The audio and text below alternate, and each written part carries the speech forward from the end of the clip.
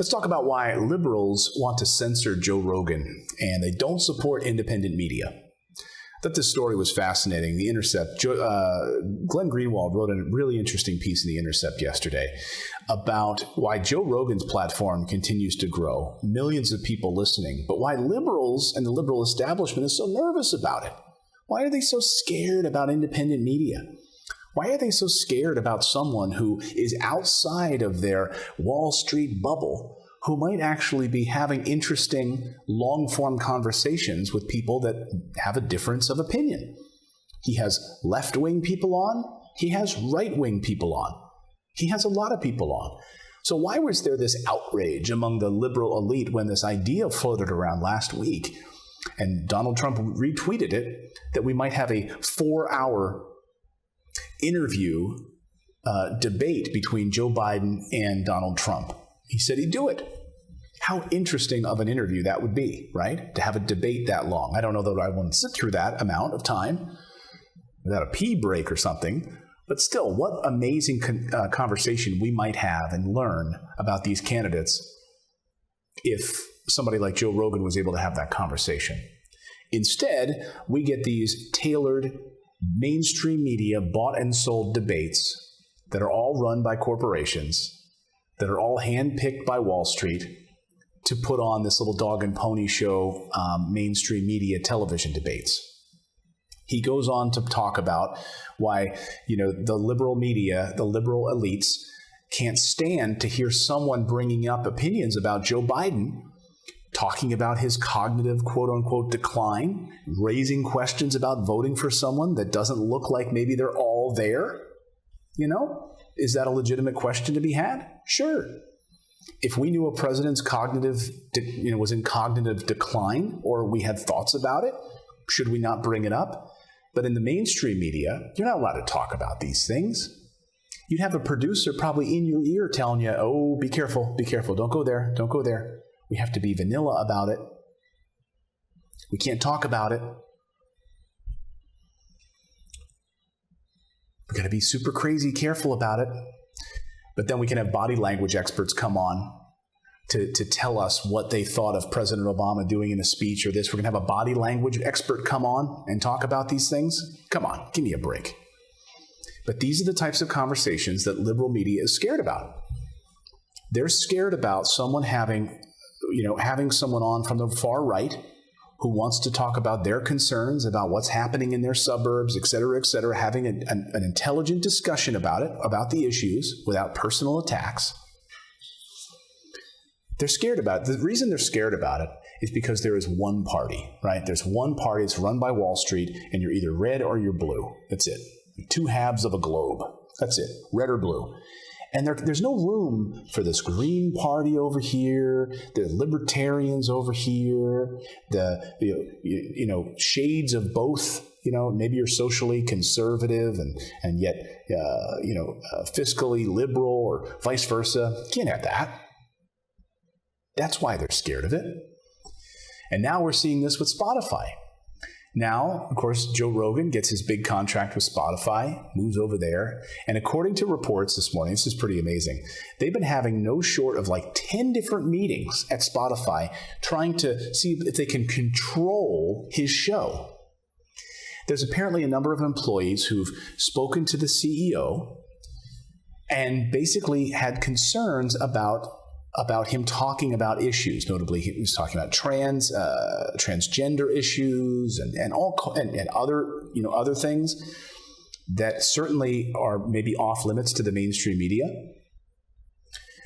So they've had no short of 10 meetings have been held with various groups and individuals to hear their respective concerns, the CEO, Daniel Elk, said. He said, and some of them want Rogan removed because of the things he said in the past. Others have concerns specifically over a recent episode, and Joe Rogan and the episode in question have been reviewed extensively.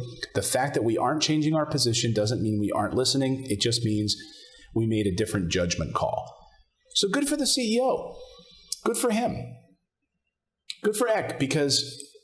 good for Daniel Eck, because he's basically saying, hey, I heard you, but we're not changing our position.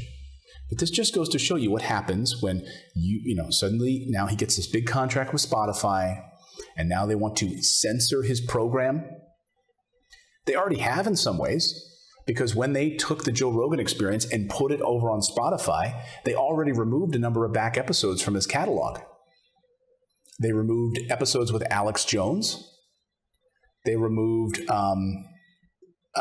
Gavin McGinnis, Chuck Johnson, Milo I can never say his last name, Yiannopoulos. So all of those, those episodes have now been removed. But they were available when he was an independent podcaster. You could find them on iTunes. But when they moved them over to Spotify, they're gone now, as the censorship unfolds from mainstream media. Because they don't want these differences of opinions out there. They don't want us to have discussions about these things.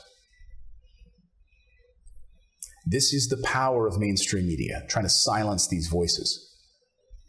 But I think what's interesting, he talks about, look, when you compare audiences here, Glenn Greenwald says this in his piece. He says, one illustrative example of his reach is NSA whistleblower Edward Snowden. If you listen to his interview with Edward Snowden last week, it was pretty amazing.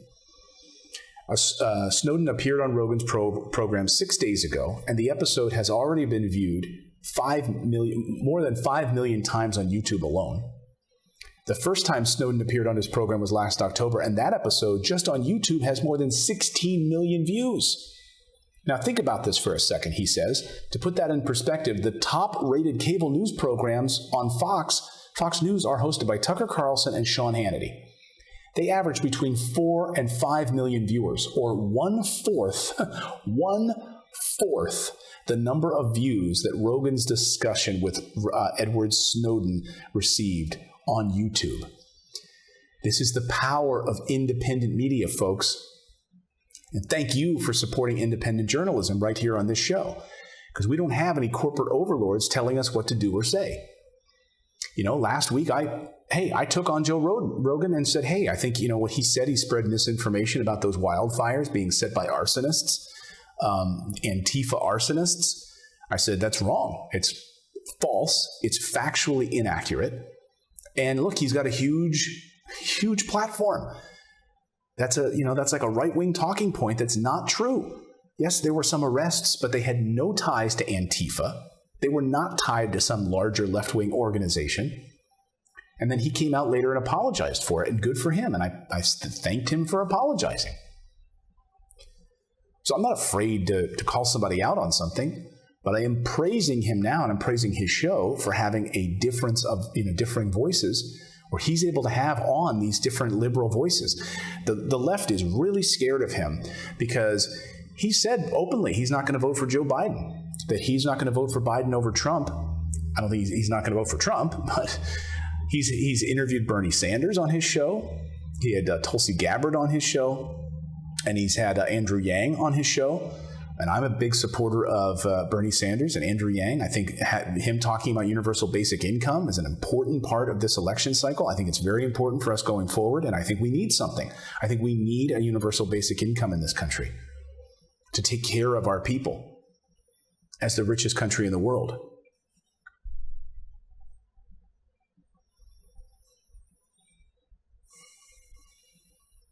And they're scared. So the liberal media, as soon as they started hearing that he might do a debate, but wait a minute, he might be too far left. Oh, is he? He has far right-wing people on his show. He has all kinds of different voices, but the fact that he's not towing the company line, it turns out, according to Joe Rogan, and this is interesting from Joe Rogan's, from this Glenn Greenwald piece, apparently every presidential candidate has tried to get on his show to be interviewed. Yes, they've all called him. Hey, can I come on your show? Hey, can I come on your show? Hey, can I come? All of them. But he's turned them down. Come on, man. Yeah, Joe. Turn you down.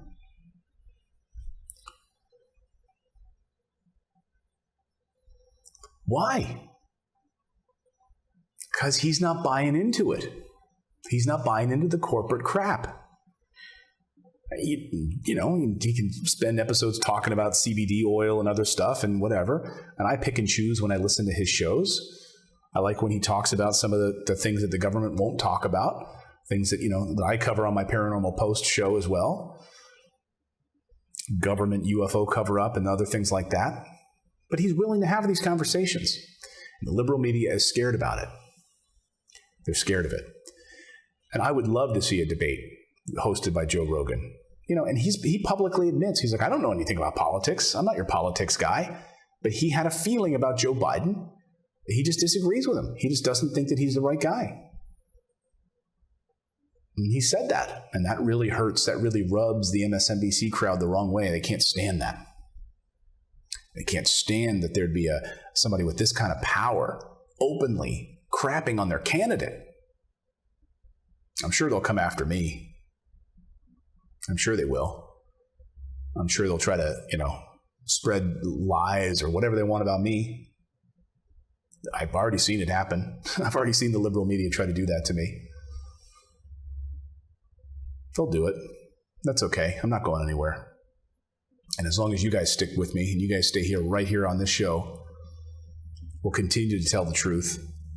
We'll continue to bring these stories to the American people, and we'll continue to try to affect change. This is the only way we're going to change, is if we have these types of discussions and dialogue. We have a difference of opinions, and we're able to, that's why I'm excited about the future of this show, because we're about to start having on a lot of great guests that I can't wait for. People of all different backgrounds and values that we'll have deeper discussions here on this show. It's not going to be just one-sided. And I'm excited about that. But you don't get that on the mainstream media very often, if at all. So shame on them.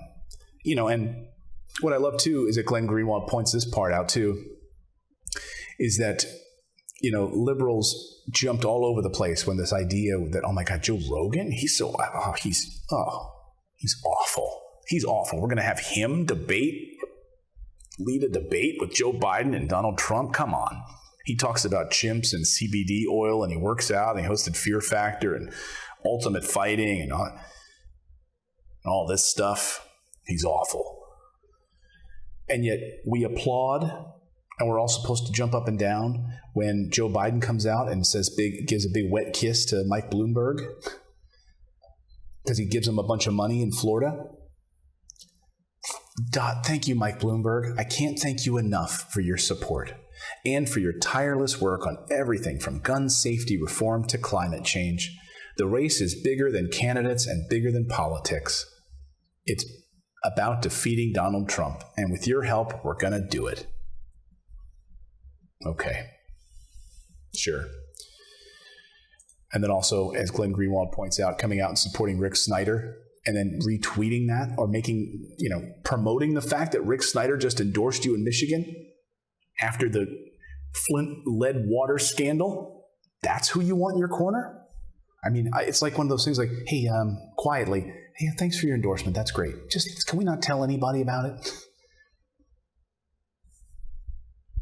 But we're worried about Joe Rogan. Read that piece. I'll link it up in the video description below. Thank you guys so much for watching, smashing that like button, and subscribing to this channel. Thank you for being a part of our awesome community here. I really appreciate it. Our whole focus of this show is to empower you, to give you the financial resources to change your life, shine a light on this corrupt government that's bought and sold by Wall Street. And I don't want you to be victims of that. Sitting there being bought and sold, thinking that you have to put your money in a 401k and that's the only way to build wealth. Or thinking that you have to kowtow to these people. You don't. So thank you for being a part of this show. I really appreciate it. And Grover does too. He's been super tired.